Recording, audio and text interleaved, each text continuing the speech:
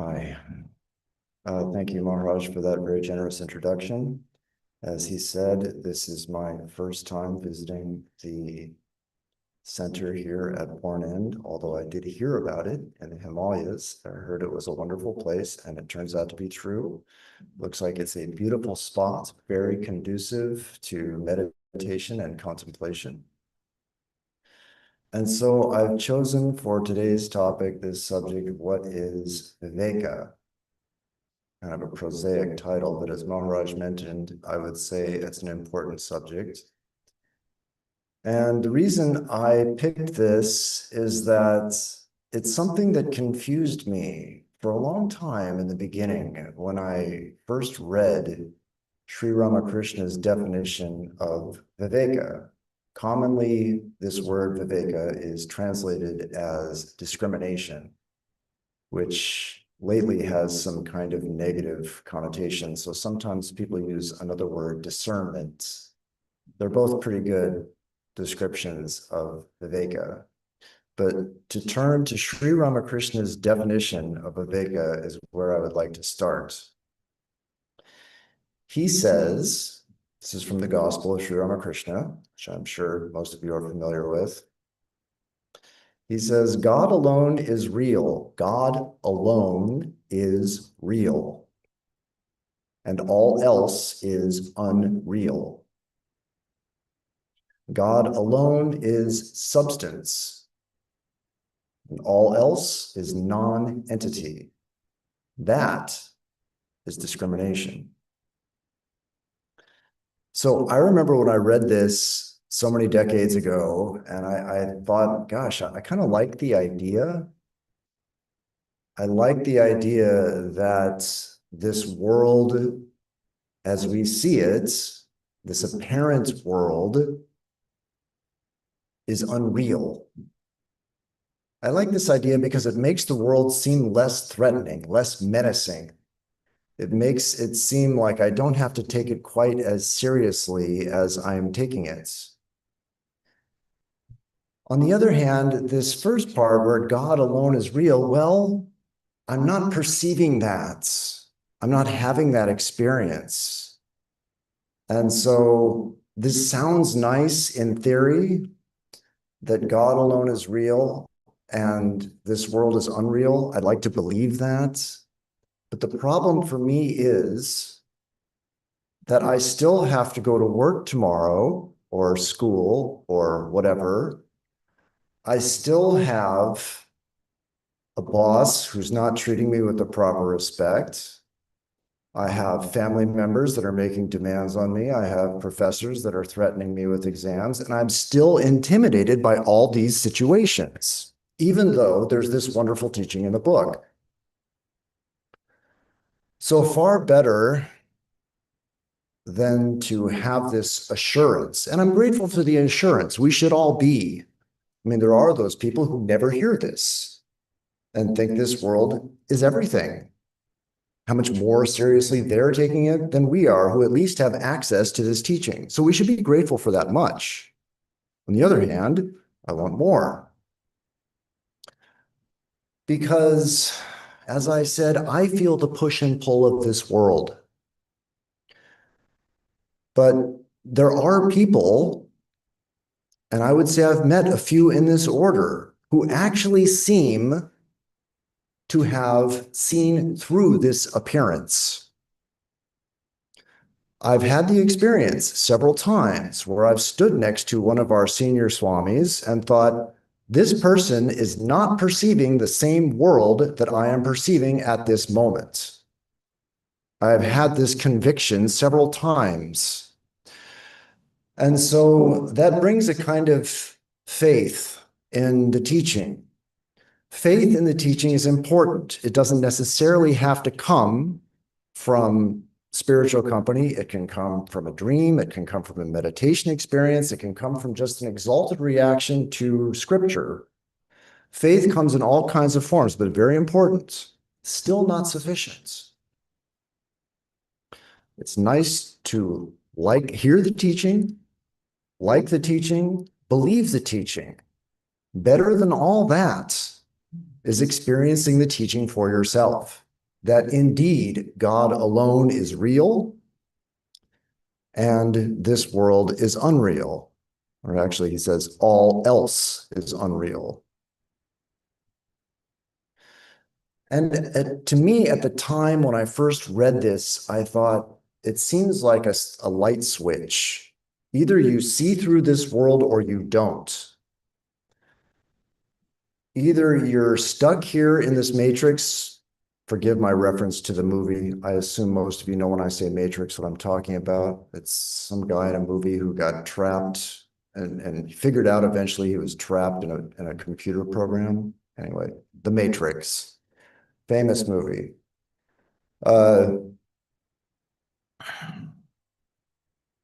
So I had this idea that either you see through this matrix or you don't. And until I can see through this matrix, I'm going to have to continue to live a life which is basically subject to the push and pull of this world. And it also seemed to me, kind of mysteriously, that these men who impressed me as having the ability to see through this matrix, they were not subject to the push and pull of this world. It seemed like they didn't have to go to work on Monday morning most of the time. Somehow they seemed to be outside of life's problems to a great extent. And so how do you get there? This was my question. And this is, broadly speaking, a practice of jnana yoga. This idea that I'm going to see through the matrix, I'm going to reason my way, I'm going to discriminate my way, use this Viveka to get to the other side of this appearance. This is generally considered the practice of jnana yoga. And I've noticed over the years that jnana yoga has a special appeal for a lot of people, especially people that just come to Vedanta.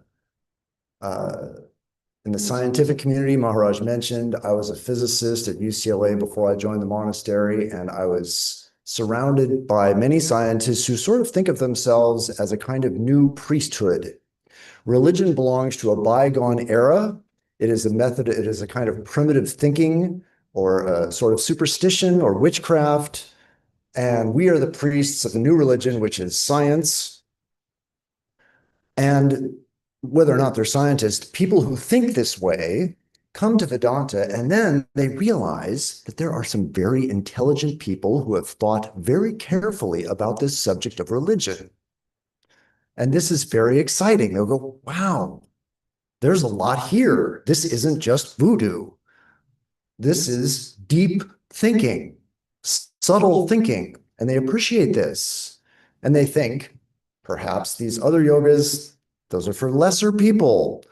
I like this jnana yoga. I'm going to think my way out of this. Another one is another demographic that this frequently affects is the Christian demographic, the ex-Christian demographic, because they're not allowed to think. You have to believe. In fact, most of the Abrahamic traditions, you have to just believe. No thinking, or at least you can think inside of a box. That's it. And then you just believe from there, and then good things will happen to you at some point when you die, hopefully. So they realize they're outside the box now. The seatbelt is off. There's no speed limit. They can think about everything and anything. It's all fair game. This is very exciting. Again, they tend to think that these other yogas, bhakti yoga, Raja yoga, karma yoga, are beneath them. They're going to be Vivekananda, the great Vivekananda. They're going to discriminate their way through this illusion, think their way out of the maze. And so I just want to say briefly, it's actually a kind of a minor digression, but I feel like it has to be said, that these other yogas, if you practice them, will make you a better jnani. I think it's important to understand that. So the idea that we are going to just be jnanis and these other yogas, especially bhakti yoga, people think, oh, they're just being emotional, they're jumping around and offering flowers to some picture. I've heard monks talk like this too. I'm too sophisticated for that. I'm just going to think about this. But we have to understand, if we are going to take this teaching of Sri Ramakrishna seriously, he says, God alone is real and all else is unreal. What is Bhakti Yoga telling us? It's telling us to love the real. Stop loving the unreal. So if we can direct our hearts to the real, it stands to reason that we will be better jnanis. Similarly, you can go through this with every yoga. If karma yoga, we are trying to detach ourselves from our actions, not be so attached to what we're doing and the effects of those actions.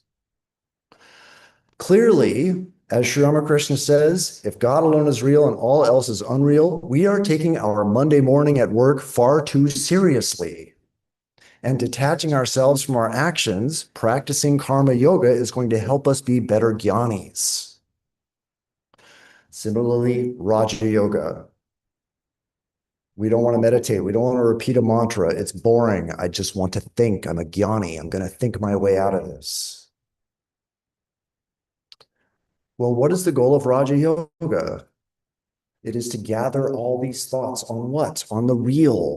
Stop thinking about the unreal. Think about the real. Think about the real as much as you can. Clearly, this is going to make you a better jnani. Okay, that's enough. So all the yogas support jnana. They are all, the more yogas we practice, the better jnanis we're going to be. But today, we're just going to talk about jnana yoga and how to advance on this path of Viveka through this teaching, and specifically through the practice of jnana yoga. So, God alone is real, and all else is unreal. God alone is substance, and all else is non-entity. That is discrimination. That is Sri Ramakrishna's teaching. So, in the spirit of Jnana Yoga, let us analyze a little bit. God alone is real, all else is unreal. All else.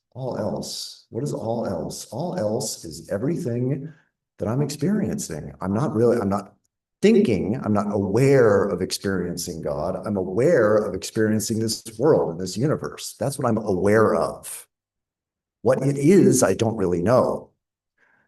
But my awareness tells me you are experiencing this world with its problems. You are not experiencing God. This is what I'm getting in my mind. What do I see in this world of appearance?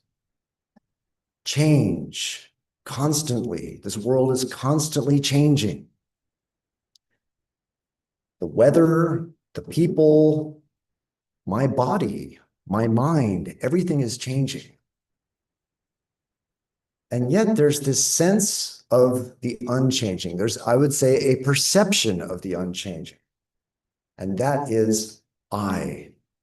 I am today what I am yesterday, and I am tomorrow. I am, that sense of I is constant. I don't think I am someone today and someone different yesterday and someone different tomorrow. I'm the same, whatever that is. There's a continuity of existence that I cannot deny. You cannot tell me that I was somebody else yesterday and that I'll be somebody else tomorrow. And I believe in this so thoroughly that if you show me a baby picture of myself, I will say, yes, that's me. Even though I have no memory of that picture being taken, I don't know anything about it. There's nothing in that picture that has anything to do with me. The body, the mind, it's all different. And yet I will say, that's me. So what is this sense of unchanging that we have within us? Can we pinpoint it? It's not the body. I said that. We can see it. I mean, if I Get in a motorcycle accident and I lose my leg. I don't feel like I'm somebody else. I'm still me. I'm still I. I haven't turned into something else. I just lost my leg, but I does not change. Or if I say I am a Republican or Democrat, which that's the US, what is this? This is Tories and labor, whatever. I say I'm a Republican. What does it mean? It doesn't mean my body is Republican. There's no Republican body or Democrat body or Tory body. It means I'm a mind with opinions. That's what it means. I have a set of opinions. Well, what if they change? Sometimes we wish they would, and they don't seem to change very easily. But however that goes, I'm still I. Even if I change political parties, I am still I. That sense of I is constant. It is not the body. It is not the mind. It is not anything that I can label these things: body, mind, monk, householder, European, Indian. All of these things are labels. The labels are what change. Even gender, man, woman. I looked it up on Google. Apparently, there are now 70 genders. 70 genders. I'm getting too old for this. I don't understand that. Anyway, people are changing their genders now. And so still, there is that sense of I am I, constant. What changes is the labels. We can label our gender, we can label our political affiliation, we can label our occupation, our ethnicity, all these things, they're all labels. When we peel them all off, we have what left? I am, no labels. I am, what is this I am? How is my I am different than your I am? If there's no labels, is there any difference between the I am in my awareness and the I am in your awareness? No, what separates them is the labels we put on top of them. So what is that I am? God says to Moses in the book of Exodus, I am that I am. That I am that all of us have, God says, I am that I am. Of course, we're jnanis. This is just something written in a book. So we don't want to accept this just because it was written in a book. We've got to continue our wonderful reasoning process. I don't need that thing. I can speak up. Okay, well, we're going to turn it back on. So God says to Moses, I am that I am. And we think, okay, but I like reasoning. I don't want to just believe something. I want to reason my way to it. So what is this I am with no labels? Well, what does a label do? To label is to limit. When you label something, you limit it. This I am that I am aware of all the time, that I know from my own mysterious experience, is unchanging. I sense that. Unchanging I am all the time, cannot be labeled. What does that mean? It means it cannot be limited. I am unlimited. Unlimited existence. Unlimited means infinite in all ways. I am unlimited, infinite existence. That's where my reason brings me. I am unlimited, infinite existence. That's the unchanging awareness that I cannot deny within my own consciousness. Well, that's nice. But still, we have to have the same objection that we had in the beginning. Okay, I'm God. You want to call that God? That's pretty close to God. Unlimited, infinite existence. God is a smaller word, but basically they're about the same thing. So I am God. Why doesn't my boss treat me like God? Why doesn't my spouse treat me like God? Why can't I get people to do what I say? And why can't I get people to show me the proper respect if I'm God? All these problems in my life if I'm God. And this has been a nice intellectual exercise, but I still have to go to work in the morning. And so the question is, how am I going to make this nice idea that is perfectly reasonable a reality in my life. So we've got 3 steps here. You've probably heard, we've heard this truth, and now we've reasoned through it, right? That Shravana is hearing, Manana is reasoning. We've reasoned our way through it. Now comes the next step. What we really need to have is nididhyasana, assimilation. Make this my own, make it a reality in my life. So how do we do that? Swami Vivekananda gives us a method. He says, repeat this. Repeat this truth day after day, minute after minute, hour after hour. He says, repeat soham, which literally means that I, and is generally translated as I am he. It means I am that unlimited, infinite existence. That is what I am. Repeat that over and over and over again. He says, this is to be heard day after day. Get rid of all other thoughts. Everything else must be thrown aside, and this is to be repeated continually. Poured through the ears until it reaches the heart, until every nerve and muscle, every drop of blood tingles with the idea, I am he, I am he. Even at the gate of death, he says, you say, I am he. This is his teaching, I am he. Say it over and over again. Okay, well, that sounds reasonable. On the other hand, a couple of objections here. One is, this doesn't sound like Jnana Yoga anymore. This sounds like Raja Yoga. I've just got a new mantra here. I'm just going to repeat this over and over again until the lights go on, and then everything will be okay. I'll be God, and somehow my boss will give me the proper respect at work, or whatever it is, it's not working for me, is going to get better because now I've assimilated this truth. So I lost my precious reasoning that I was so enamored with, and instead I've got a new mantra. So you're driving down the Jnana Yoga highway, and now you're going to get off and practice Raja Yoga with a new mantra. Okay, well, maybe we're willing to try this a little bit, but then we come up with the reality of the situation, which is that this gets boring. I am he, I am he, I am he, soham, soham, soham, over and over and over again. We think, okay, it's time for something else. This is simply not intellectually stimulating, and I would like to do something else. And so since we are jnanis, we're not just going to direct our intellectual appetite towards lower things like politics, sports, entertainment, or whatever else.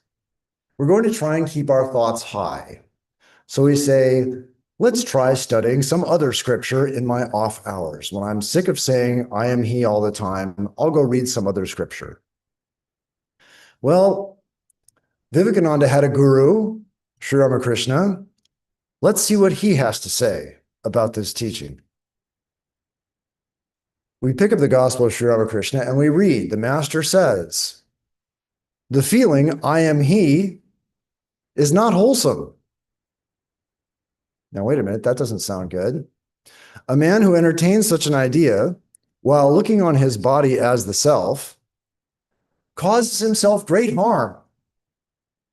He cannot go forward in spiritual life. He drags himself down. He deceives himself as well as others. He cannot understand his own state of mind. Like, wait a minute. I am he. That's the same thing that Swami Vivekananda just told us to repeat day and night over and over and over again until it turns into a part of our body and mind and everything else. And now we read Sri Ramakrishna, who says, the feeling I am he is not wholesome. What is this? How is this possible? Wasn't Vivekananda his disciple? Well, there seems to be an escape clause here. Sri Ramakrishna says, a man who entertains such an idea while looking on his body as the self causes himself great harm. Okay, well, I'll just repeat I am he while I'm not looking upon the body as the self. Then everything will be okay, right? Well, no, unfortunately, or fortunately, I don't know, but if you read the Gospel of Sri Ramakrishna, he will tell you this is not possible. In the Kali Yuga, the life of man is centered on food. He cannot get rid of the feeling that he is the body and the ego. This cannot be gotten rid of. As long as you're hungry for lunch, You are aware of your body and you are not qualified, according to Vivekananda's guru, to say this. So this is a problem.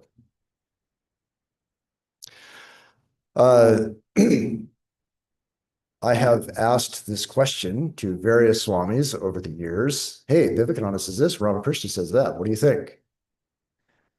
I've gotten a variety of answers on this question, and I rejected most of them. That doesn't mean they're wrong. It just means that I didn't like them and had to find my own.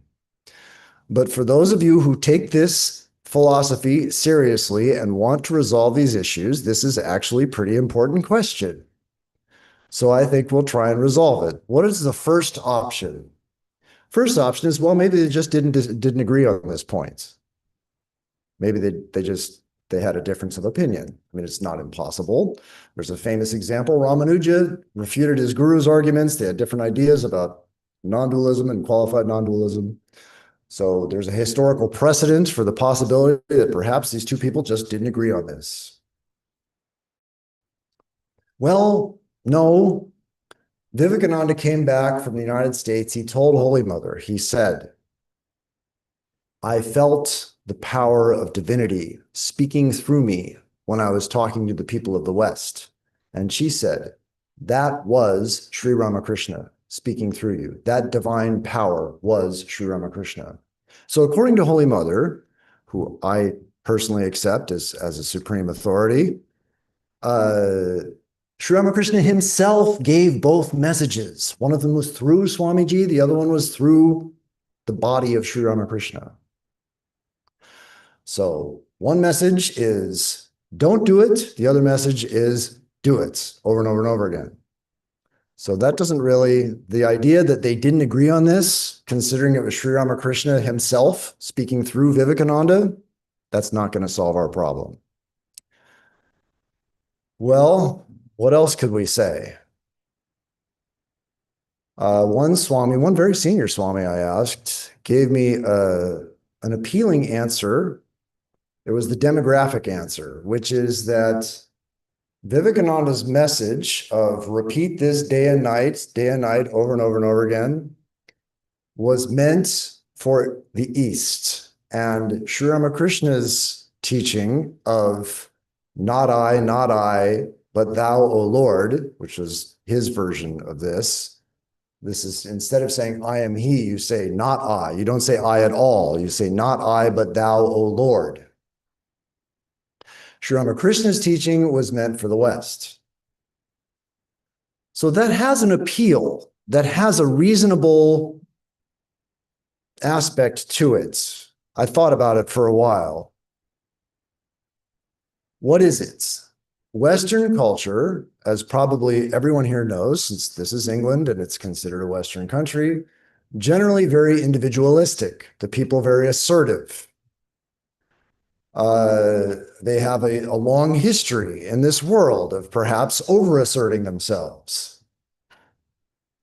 And so you could see how telling them, I am he, when they are already asserting themselves, might give them license to completely lose all regard for their fellow beings and assert themselves at the expense of everyone else. And so you could see that Sri Ramakrishna's message of not I, but thou, O Lord, would be a very good idea for the Western civilizations. You could see the logic of this. Similarly, in the East, we have the other side, generally very communal thinking. There's a tendency towards self-effacement. The same people in the West who are assertive and aggressive and invasive to foreign countries, they like to invade India because they have a much more communal and self-effacing stereotypical worldview. And so we could see that they could receive this Lion of Vedanta message that Vivekananda has, arise, awake, assert your divinity, stop not until the goal is reached, repeat I am he over and over and over again. You could see how India might benefit from more of that, and the West might benefit from more humility. You could see the truth of this. It's a reasonable position. The problem with it is doesn't necessarily mean it's wrong, but it is not well supported historically. Vivekananda gave his message of I am he, and repeat this day and night over and over and over again. He gave this message in England, in the United States, and in India. In other words, he gave this message everywhere that he went. There was one message. This message, he said other things, of course, but he gave this message to everyone. Sri Ramakrishna gave his message of not I, but thou, O Lord, in India.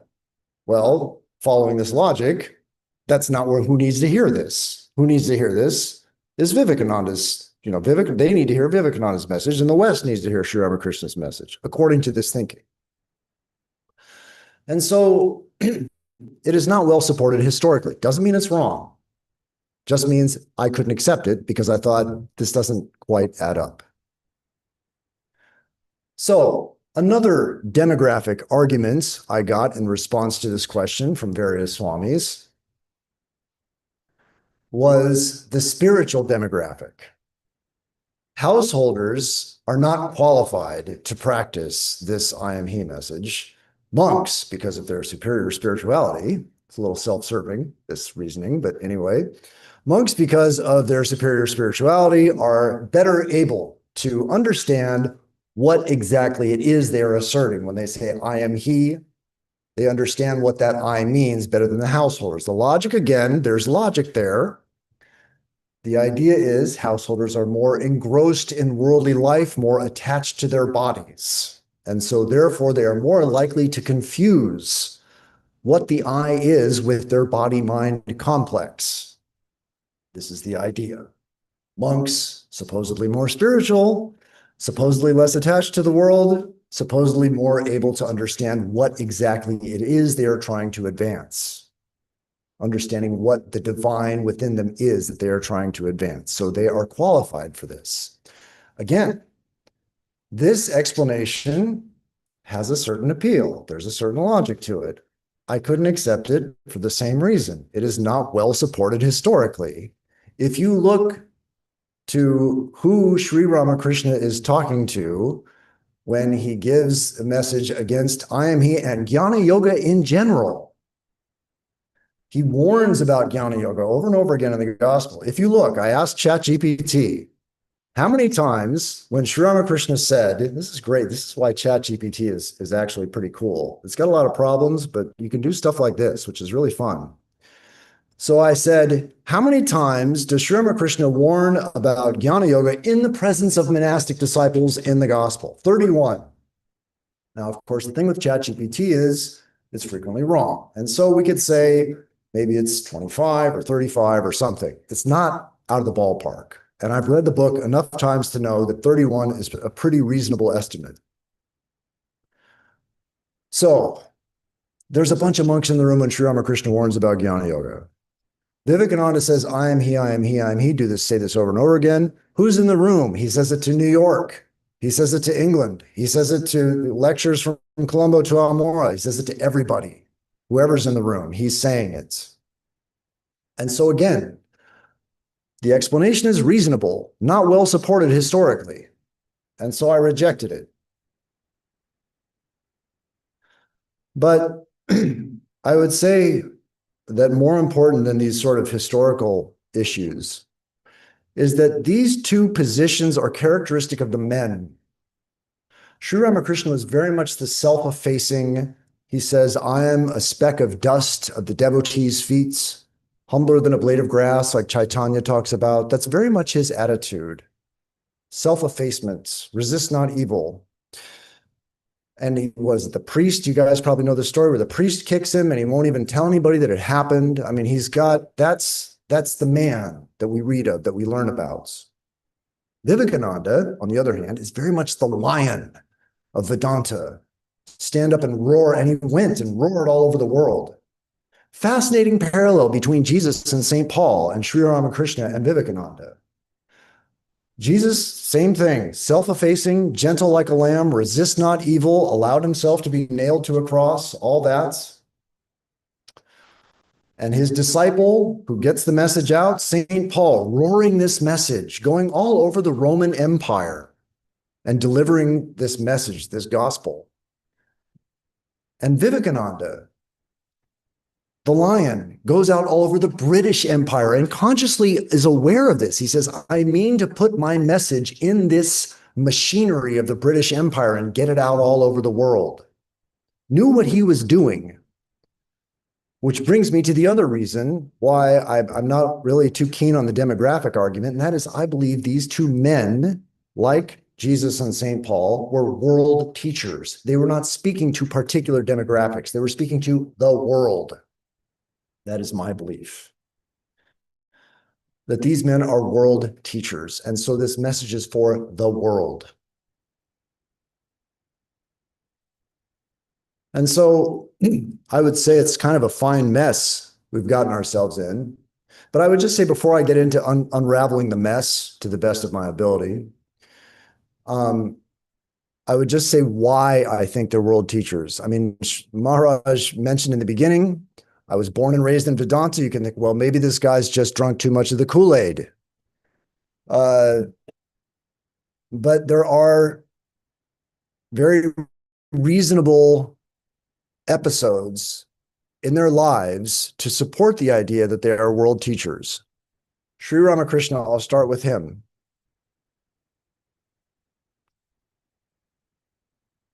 He had a disciple, Mahapurush Maharaj, Swami Shivananda. Swami Shivananda said, the master's words were so impressive that I started writing them down. I thought, people have got to hear this. I'm going to write this stuff down and get it out. And as you see, they are out. We have this Gospel of Sri Ramakrishna, this big fat book, and you pick it up and you go, wow, they got all his words here. How did they do that? They didn't have tape recorders or iPhones or whatever to record this. So Swami Shivananda thought somebody should write this down. He starts writing it down. And Sri Ramakrishna turns to him one day and says, scolding him, says, look here, why are you paying so much attention to me? It's kind of a funny scolding, right? And why are you paying so much attention to me? It doesn't sound like something he did wrong. But Sri Ramakrishna scolds him. He says, why are you paying so much attention to my words? Your life is different. This is not for you, he says. Your life is different. So just those two sentences say a lot. He knew what Mahapurush's life's message and import was. He also knew that that job that Mahapurush was trying to take was important, and he had somebody else lined up for it, and that was M. And M would take shorthand when he showed up, and Sri Ramakrishna would, when he's talking to a whole group of people, would suddenly turn to M and say, M, did you get that? Note that point well. Now, this is consistent with the Bhagavad Gita. What does Krishna say in the Gita? When goodness grows weak, when evil increases, I make myself a body. When men forget the ways of divine love, I make myself a body. I come back to earth to save the virtuous, deliver the sinful from their sin, all these things he does. And he does it again and again and again. Why? Because we keep messing up the message. We get the message and then we adulterate it, we confuse it, we turn it into something that we can sell and market and make money from. We dilute it and ruin it, and then the Lord comes back and fixes it. Well, Sri Ramakrishna knows where we're messing it up. So he would actually turn to M and say, note that point well. Humanity doesn't get it. I want humanity to understand this. He's talking not to M, he's talking to humanity. He is aware of being a world teacher. And you say the same thing for Vivekananda. Vivekananda left Varanasi in 1890. He said, I will not return until I have burst upon society like a bomb and it follows me like a dog. Bold words, 1890 Varanasi. And you think, okay, well, maybe he was just talking about India. No, he went to the West and he said, I have a message for the West as Buddha had for the East. These are tremendous assertions. These people knew who they were and what their job was. They are speaking these teachings to the whole world, not a demographic. This is why I don't accept these explanations. Okay, so how are we going to get out of this? Let's go back to Sri Ramakrishna's definition of Viveka and see if we can get our way out of this. He says, God alone is real, and all else is unreal. God alone is substance, all else is illusory. That is Viveka, that is discrimination or discernment. So that first sentence, God alone is real, all else is unreal. Both of these attitudes, Swami Vivekananda and Sri Ramakrishna, can be fit into that first sentence. Swami Vivekananda is which one? God alone is real.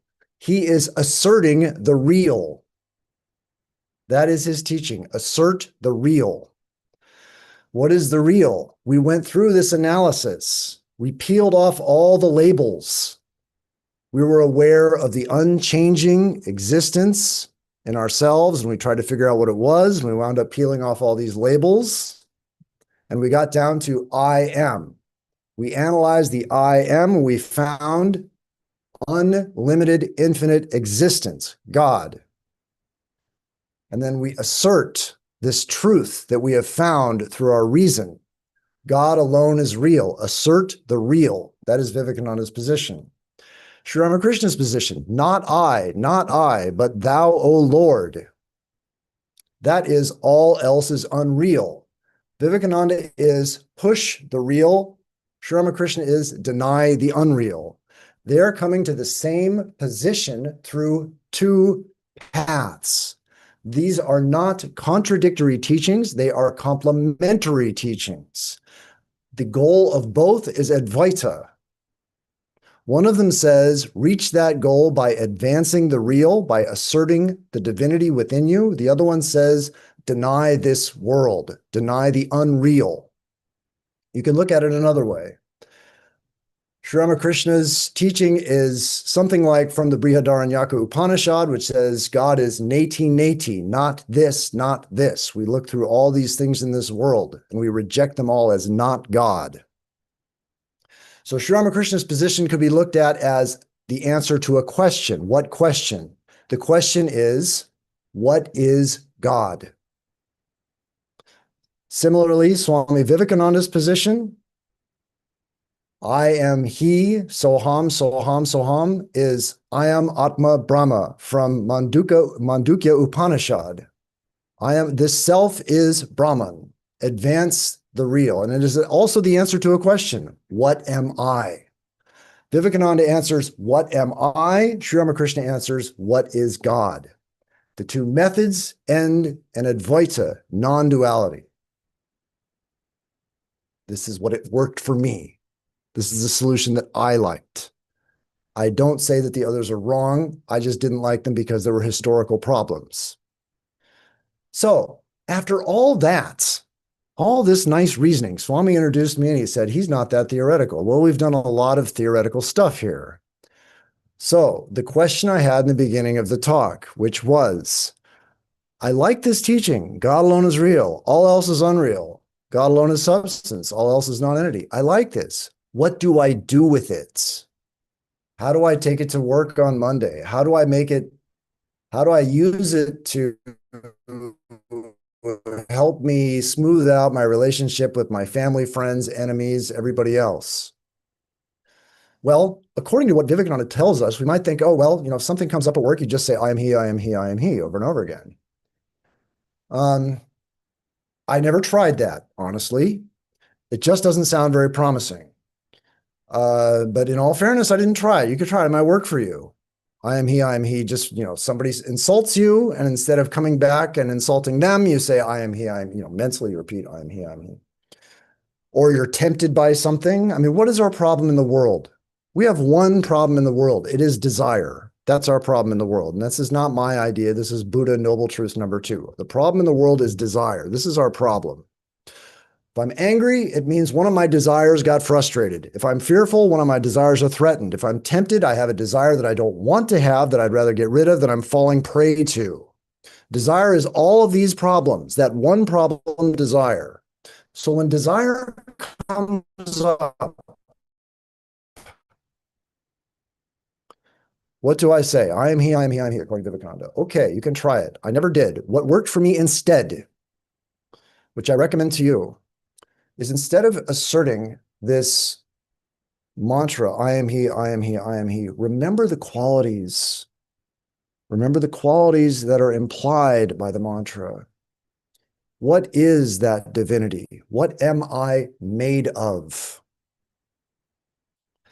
And when the moment of trial in the world comes, whatever it is, whatever form it takes, is so different for all of us, we remind ourselves of what exactly that divinity that we have reasoned ourselves into accepting as our true nature, what is that divinity? And we assert that. I am pure. I am beautiful. I am strong. I am blissful. And I am free. And you repeat this. When you doubt yourself, you don't think you can resist temptation, you don't think you can stop yourself from coming back at whoever it is that's giving you a hard time, or you feel like you're going to sink to their level and start giving in kind, tit for tat. You're going to stoop to conquer, as they say. I am pure. I am beautiful. I am strong. I am blissful. I am free. This is what I am made of. This is what I am. Say this. Assert that divinity, but don't just, at least for me, to say I am he. Well, what's he? I forget it. Remind yourself of what he is. All these divine qualities. I picked those 5. You pick whatever you like. Assert those. Remind yourself that these qualities are your very nature. That is the practical Swamiji method, in my opinion. How about Sri Ramakrishna's method? The answer to the question, what is God? Or not I, but thou, O Lord. What is that? When we find ourselves tormented by desire, either manifesting as anger or frustration or temptation or whatever it is. Sri Ramakrishna's teaching naturally leads us to prayer. Lord, help me out of this situation. Give me the strength to rise above this. Be my love, be my joy, be my strength, be the center of my life, be the object of all my affection, be the motivation behind all my work, be all my desire, Lord. Be all that for me. Be mine, make me yours.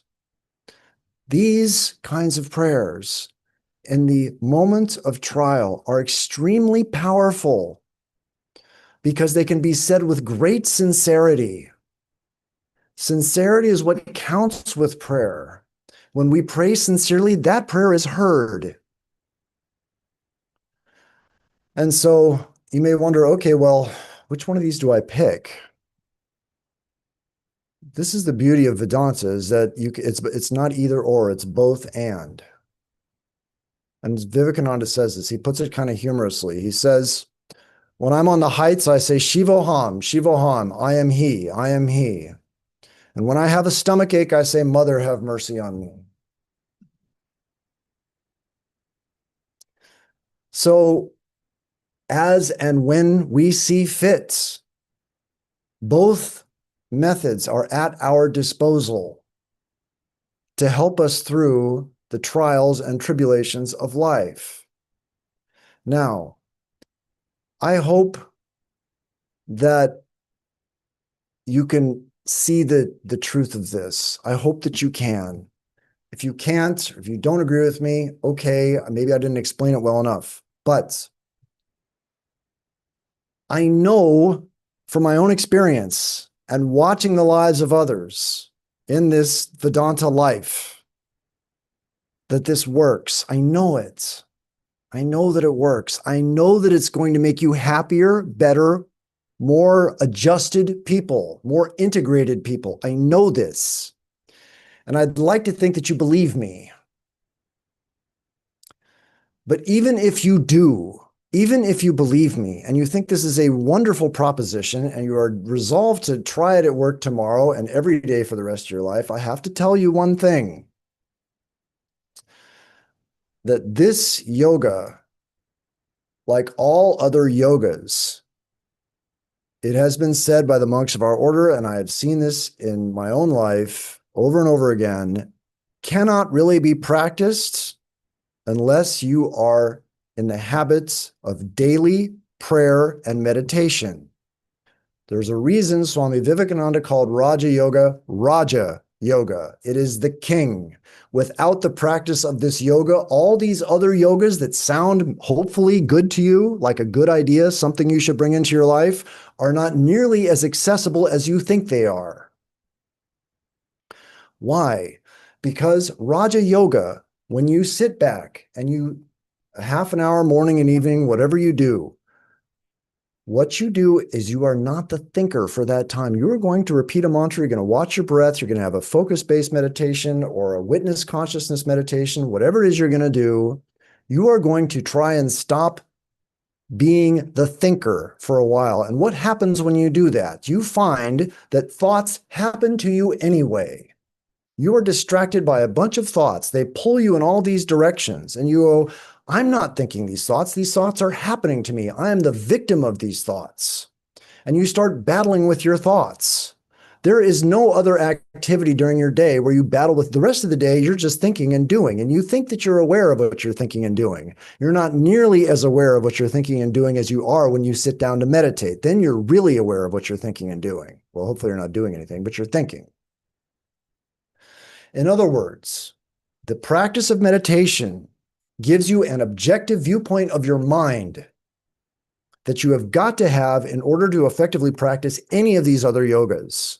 And so I would pray not only that you liked what I said today and you want to practice it, but you are willing to do the work required to put it into practice, which is a regular habit of prayer and meditation.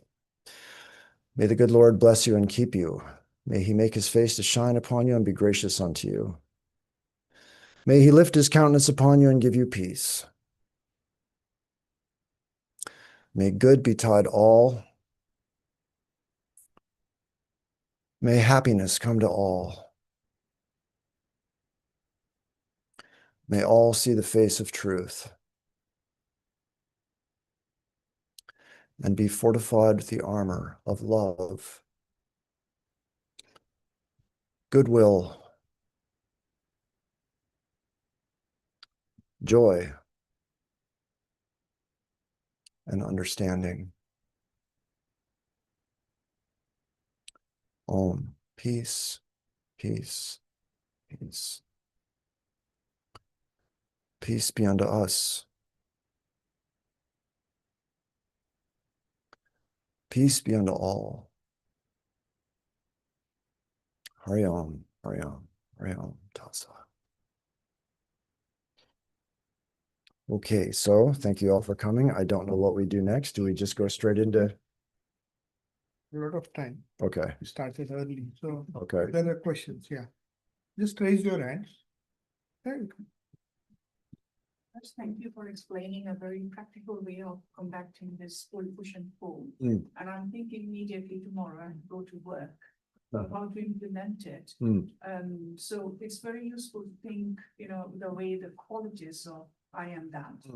I think that attracts me, and I think that's very practical. But there's a lot of pull, push and pull where I go to. So I'm thinking whether it would be also useful, in addition to that, to also think that the others I'm interacting with are also beyond their appearance, are my Ishta or God. Thanks. I actually wrote that down in my talk and forgot to say it. Yeah, absolutely. Not only do I have, that brings up an interesting little anecdote. Because yes, of course, the I am is one. We said that. There's one I am. My I am, once I peel off the labels, is no different than yours. There is only one I am. But it brings up an interesting point. A senior Swami came back when I was living in the Mojave Desert. He came through and he spent a couple of nights. And he said this amazing thing. He said, Swami Vivekananda's Vedanta is basically self-confidence. That's what he said. Now we're talking about 9 volumes of the complete works. That's a lot to boil down into 2 words, self-confidence. So I chewed on it for a while. And the next day I asked him, I said, well, how do you know that the self that you're being confident about is the right? I mean, how do you know this isn't going to lead to vanity? You know, I'm better than everybody else. Self-confidence. A lot of people who have self-confidence don't seem particularly spiritual. So how do you distinguish between self-confidence and vanity? And his answer, I thought, was pretty good. He said, vanity is I can do it because I'm so wonderful and other people can't do it. Self-confidence, capital S, is I can do it and so can everyone else. I can do it and so can everyone else because that same one divinity, that same I am is within all of us. So yes, very important. I'm glad you brought it up. And like I said, I put it in the talk and then I forgot to say it. That we remember that not only am I above whatever conflict or temptation or whatever it is that I'm going through at work or at home with the family, so is the other party. The other party is also above this. The other party is also pure, beautiful, blissful, strong, free. And you know, that reminds me of another story, and there's other questions, so I don't want to go too far afield, but this is a beautiful story. This man was teaching in inner city in Los Angeles, and it was a nightmare. I guess the students were on drugs and gangs, and all these terrible things were happening in his school, and they didn't study, they didn't read, they didn't do anything, and they hated him, and he hated them. So he's in this job with these students, and he decides to move his desk. So the students all come in this door, they come in this door, and his desk is here. He moves his desk over there, and he faces the door. And as each student comes in, he looks the student in the eye, and he thinks the thought, I love you. Every single student that walks in the door, he looks at the student and thinks, doesn't say it, of course, you can't do that, but he thinks, I love you. He does this day after day after day. He said, and I'm sure it comes as no surprise, that it completely changed the lives of everyone in the class. And of course it would, including his own. I got so excited when I read this. I thought, gosh, this is such a wonderful thing. And I went to the grocery store that day, and this is back when I was living in the desert. And I had a couple of monks coming from the Hollywood Monastery to come eat lunch in the desert. So I went to the grocery store to get some stuff to cook for them. And I thought, okay, I'm going to try this at the grocery store. You know, I'm going to say, I'm going to think, all these people are going to look at me in the eye. I'm going to think, I love you, I love you. And yes, it was wonderful. But I have to admit, I was in a great mood. I'd read this story. It was so inspirational. And I went to the grocery store in a wonderful mood. And I said, I love you, I love you, I love you to all these people. And I just felt wonderful coming out. And the monks came and they had lunch. And I told them about this great thing I did. You know, this happens in spiritual life. You read some teaching like this and you think, oh boy, today is the first day of the rest of my life. Every day like this is going forward. It's all going to be like this. It's going to be just this good going forward. Well, you know, I don't know when that was I read that story, more than a year ago. How many times have I done it since? I forgot all about it. You know, every once in a while I remember, oh yeah, I remember that was pretty good. Let's try it. And it does seem to help. Somehow it's just kind of faded out of my awareness. And now that I've told you about it again, I'll probably do it again a few times and hopefully I'll bring it back because I do believe in it. How could it be bad? But anyway, these things sound good, just like this talk today hopefully sounded good. And you hear this and you think, yeah, I'm going to try that. And then you realize that the world is not so receptive to your spiritual practice. And this is why I am suggesting again, this daily habit of prayer and meditation is so useful for this stuff. Anyway, okay, so I think I beat your question as hard as I can. Yeah. My question is just continuation to what you were just saying. So this Viveka in the discernment. So when the desire comes to us, then at that point, well, we've learned all this. We've learned spiritual books and from your talks that we have to see this in our mind. But at that point, it doesn't count, and at that point, we forget about it. At what point? I missed it. Like when the desire comes, or if there's somebody there and we're getting angry. Right. Yes. So that's right. That's what I was saying about this practice of meditation, is that it gets us a habit of seeing the mind objectively. If we don't do that, if we don't make a habit of trying to see the mind objectively, and admittedly, that is not your goal, generally speaking. Some meditations have that as an explicit goal. But frequently our goal is just to focus our mind on the Ishta. But what is the effect? What's the reality of the situation? We try to focus our mind on the Ishta and we get dragged away in various directions by all these thoughts. And we think, gosh, this meditation stuff isn't working. I remember I went to a university and spoke, and some student, she raised her hand and she said, I tried this meditation stuff for a while back, like a few months ago, and I can't do it. I can't concentrate, so I quit. See, almost no one can meditate. You have to understand that. If you read teachings of Ramakrishna, he says so many scriptures are there that will tell you that basically no one has perfect control of their mind. Very few. I think I actually have met a few. But almost no one has perfect control over his or her mind.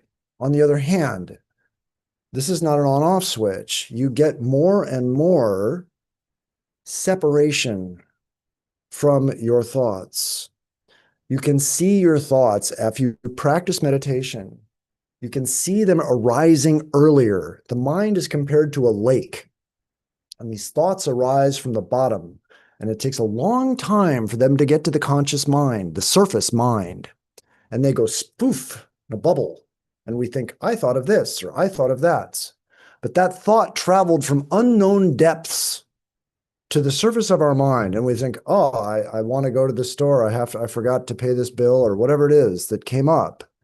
Or I'm angry at this person. I'm happy with that person. This thing rose to the surface of the mind from some depth that we do not know. When we practice meditation, even though it seems that we cannot control our mind, it doesn't seem we cannot control our mind. We're distracted. We get dragged here and there by various thoughts. Happens to pretty much all of us.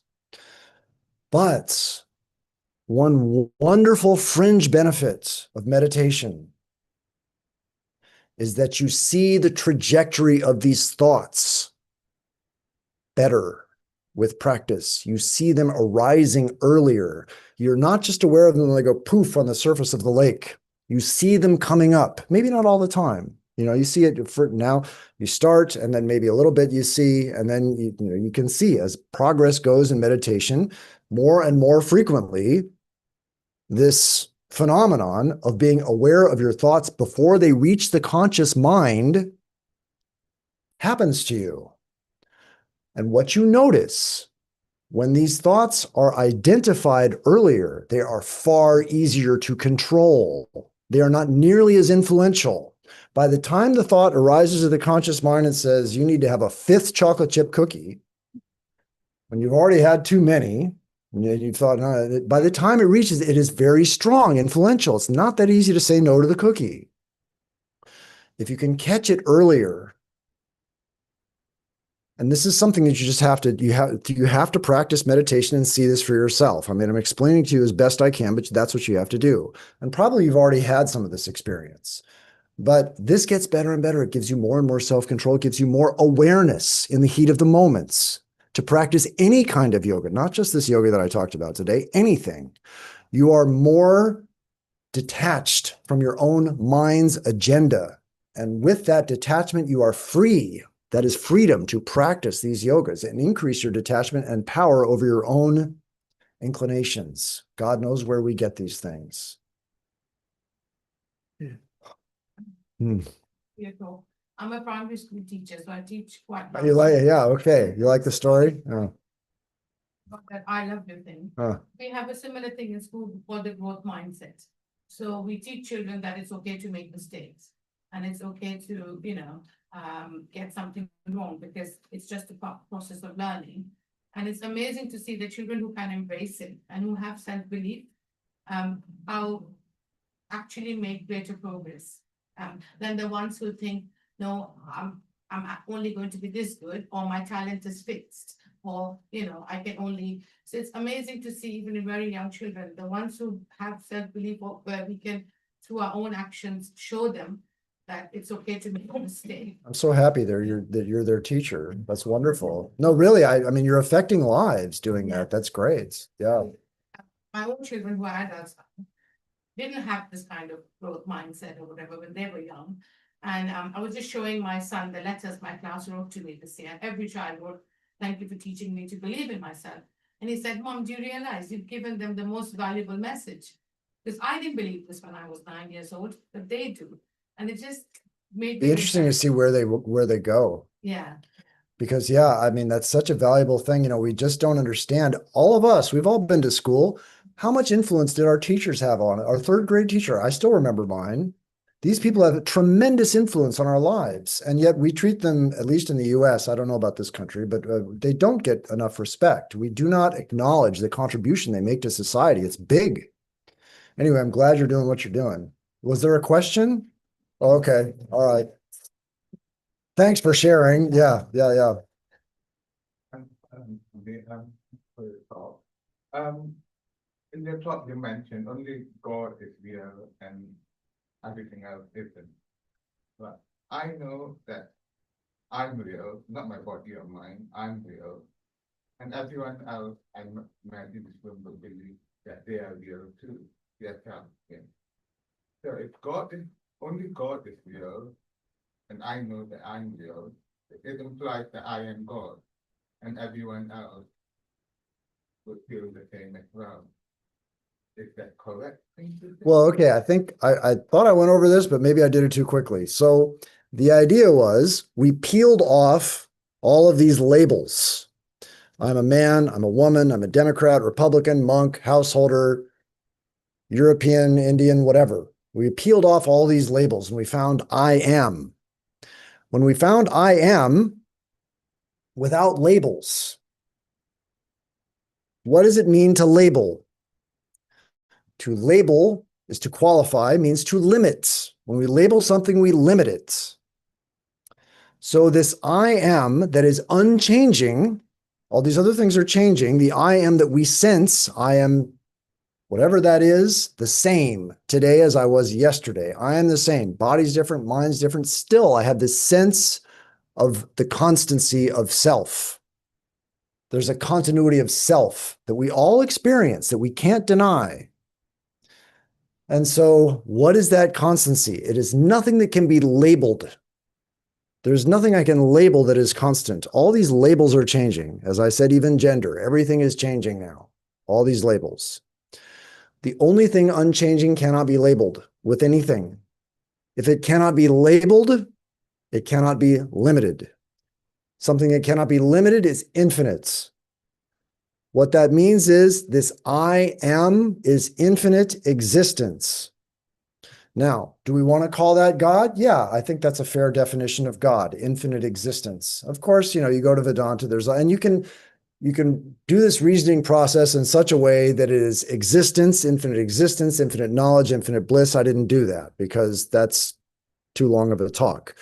But those three, when you reason yourself to these three positions, this is called Sat Chit Ananda, which is basically a very broad description of what we call God. So yes, that I am unqualified, unlabeled, is infinite existence, which more or less for the purposes of today's talk, I said was equivalent to God. That following on from that, does everyone believe they are God? That means there are many gods, or are we all? Well, remember, I am with no labels is undifferentiated. There is only one I am. The I am that I have in my awareness, if I peel off all the labels, is no different than yours. You cannot distinguish them. So there isn't your I am and my I am. There's only one I am. And as I said, God, and it says to Moses in the book of Exodus, I am that I am. That I am that you are aware of all the time. I am that I am. I am that. Yeah. Because you didn't mention the word consciousness in your talk. Well, we are all aware of I am. Yeah. So I took consciousness for granted. You are correct. Because we are all aware of I am. You cannot say I am not. You can't do that. You can't even conceive of it. To say I am is to be conscious of I am. They are identical. Yeah. You can't say I am not. Yeah.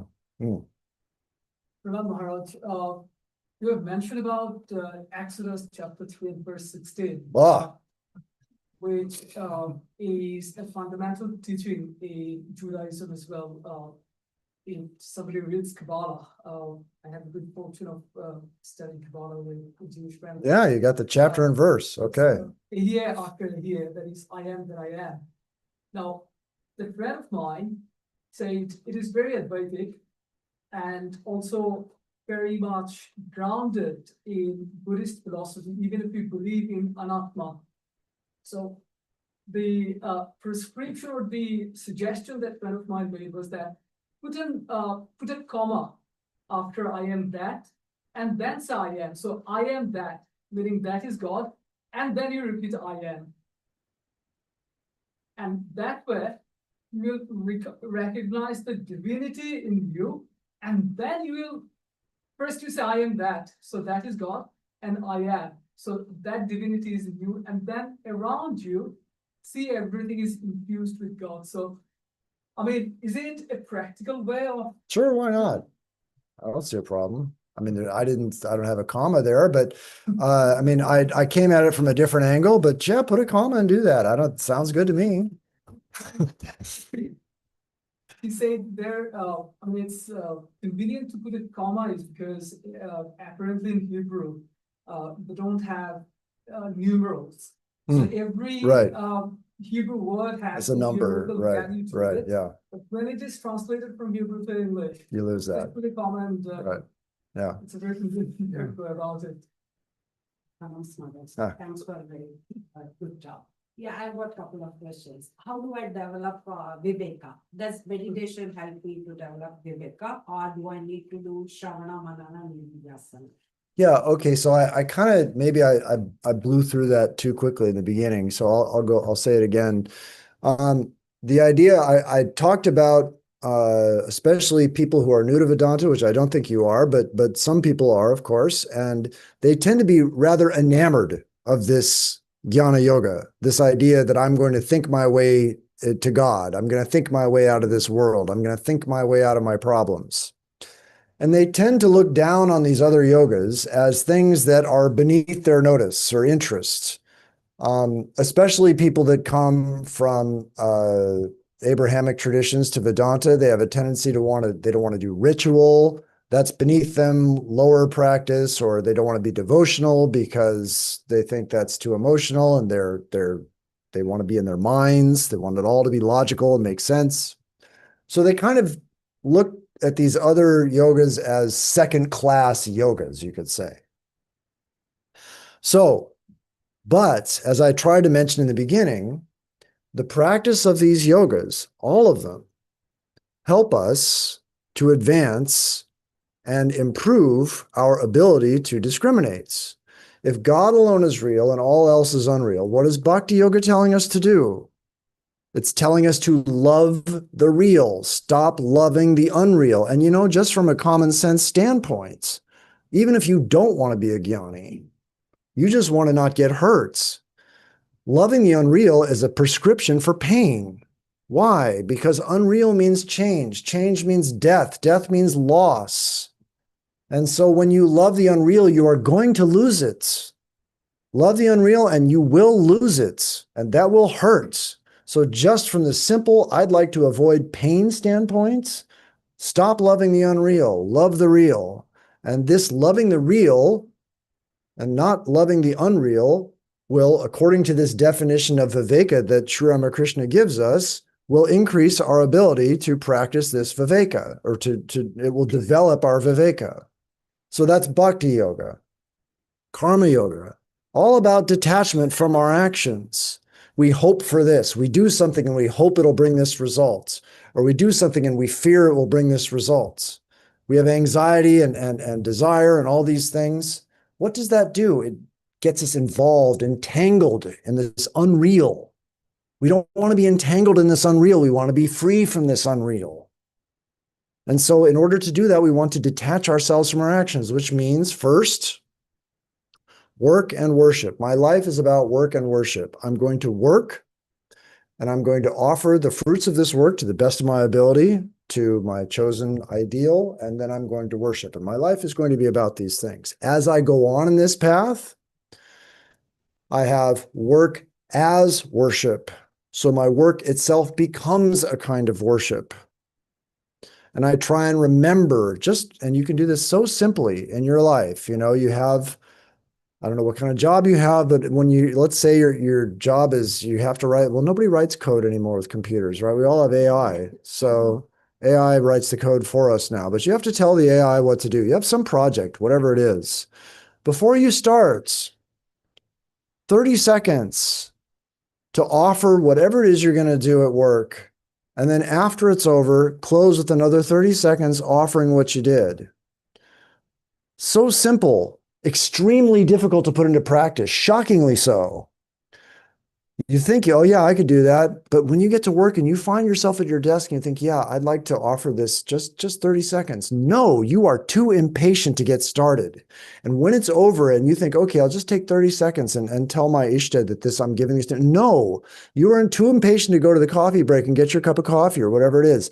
It is amazing how difficult it is to put this tiny little practice into work. And it is equally amazing how effective it is if you do. That's karma yoga. Eventually, as you go from work as worship, work, they say, becomes worship. Work is worship. So again, you start this karma yoga practice by trying to divorce yourself from your attachment to your actions because they are in this unreal world. And when we divorce ourselves from the attachment to our actions, we get closer to the real. Ultimately, as we get better at karma yoga, we find oneness when work is worship. Karma yoga, bhakti yoga, Raja yoga, right? So meditation, same thing. We're trying to control our thoughts. The goal of Raja yoga is thought control, focus. And so you want to focus your mind on the real and not on the unreal. Again, same thing. This will increase our viveka. We'll get better and better at this. So all these yogas are complementary. So yes, and of course, then today I went through a bunch of reasoning with Jnana Yoga like that. So we did that to a great extent today. But all the yogas, the more we practice, the better. And the better our Viveka will be. Yeah, it's time to stop. Oh, okay. Yeah. It's related to emotional. Like you said, how to stop temptations and how to stop desires and to get it. But my question is, can you use Viveka to make some positive things in the sense, I personally feel sometimes very overwhelmed that I have to do this and I have to go for a walk, I have to do yoga, I have to do prayers, I have to do the domestic duties, I have to read.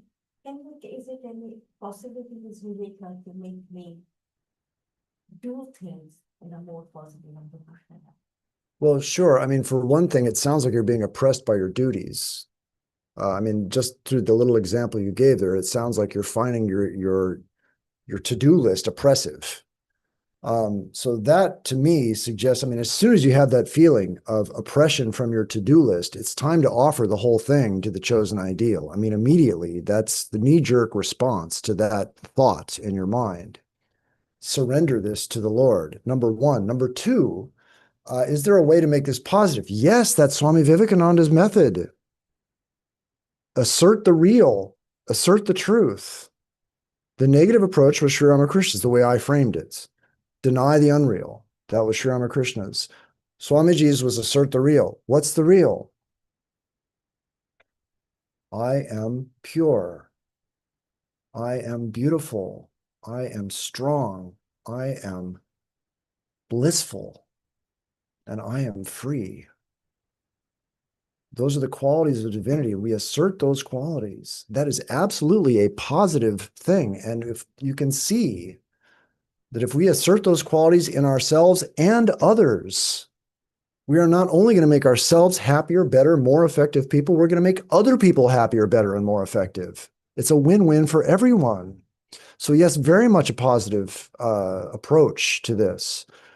So I would say two things for that. And it's something that, it's a good question. We all have times when our to-do list seems overwhelming. I don't know who hasn't had that experience. That's the human condition.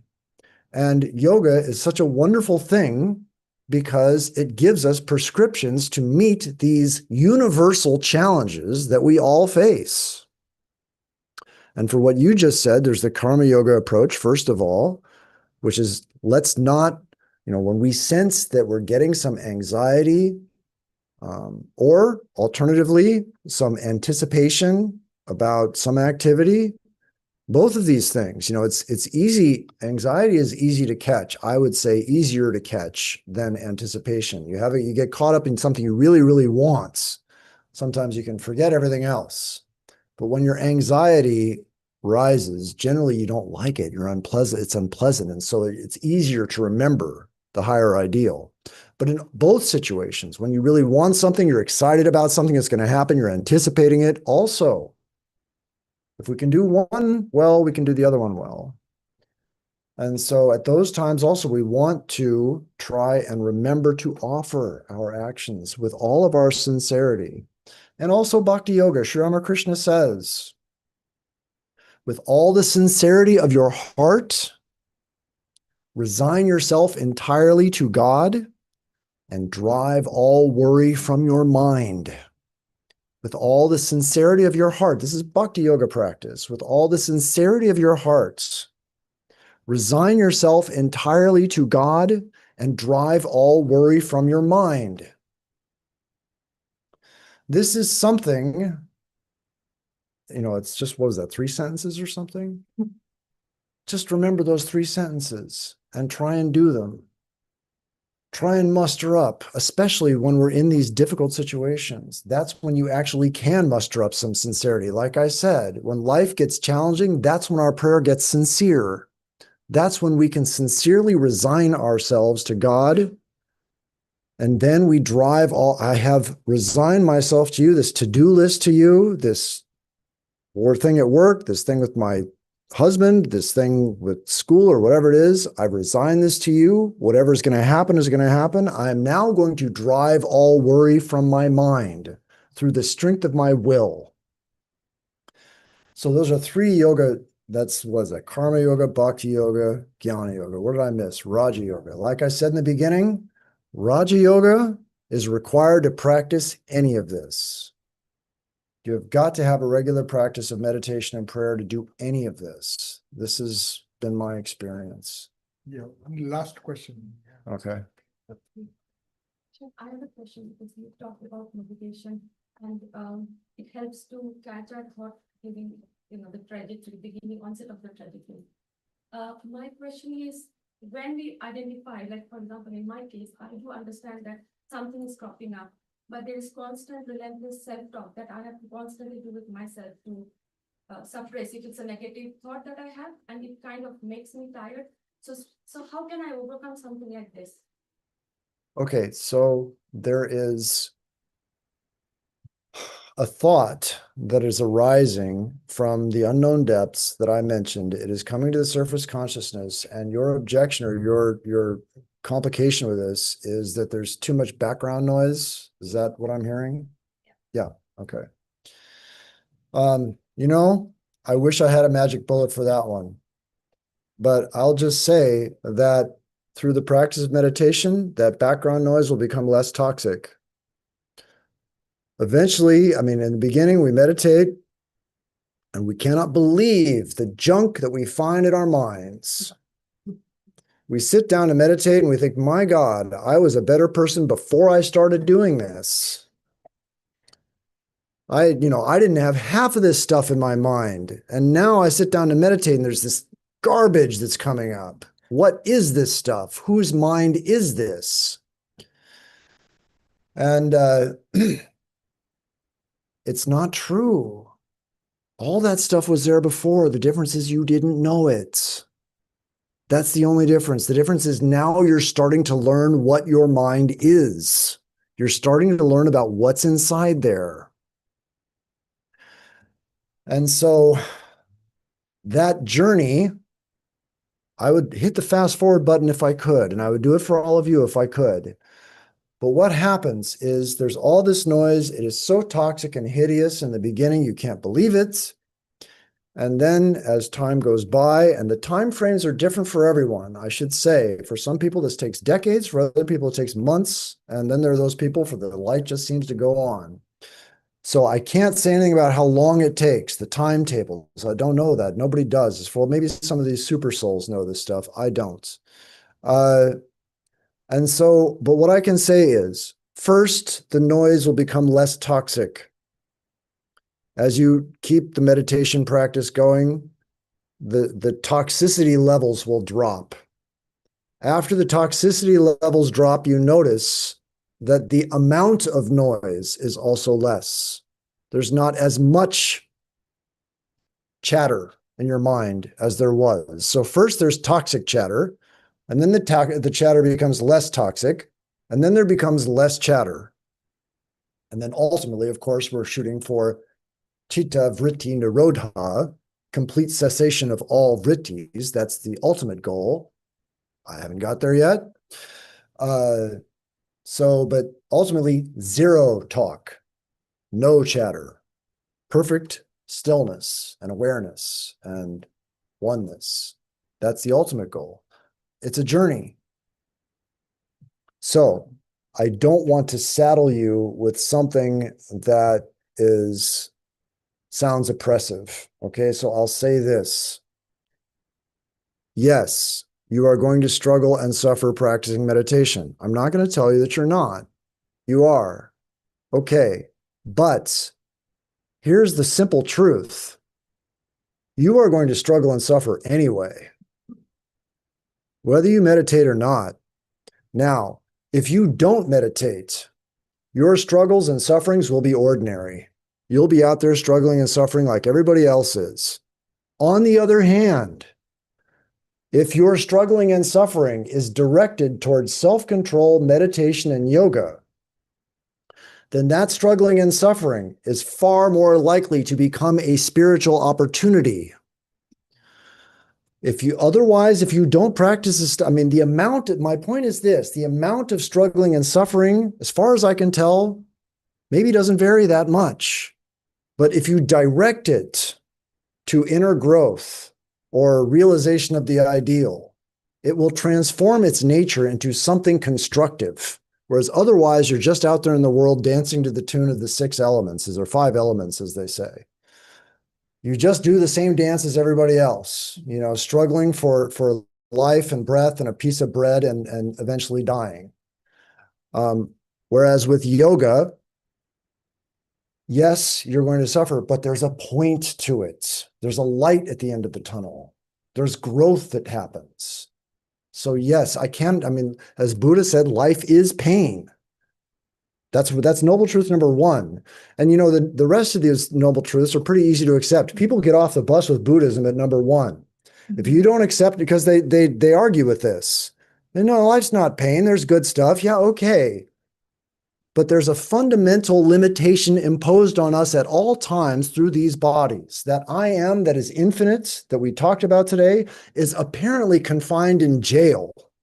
That is a baseline level of pain that we all live with all the time. And so that baseline level, what are you going to do with it? Are you going to try and approach it constructively, or are you just going to try and do its bidding and run after pleasure and away from pain? You run after pleasure and away from pain, trying to get rid of that baseline limitation sense that we all have. If you try and do that, you'll get nowhere. If instead you try and approach this constructively through the practice of yoga, you will be happier, better, more effective. but I can't, I wish I could tell you how to do it tomorrow. I can't. No. Thank you, Maharaj. So go for Aarti. Okay. Time for prayer and a little meditation if possible. Yes, practice what we preach here. So Yeah. you have till, I mean, you can sit till 6:30, 6:45. Try to at least sit. I think there's still enough light, you'll reach home safely. We'll arrange the chairs back off.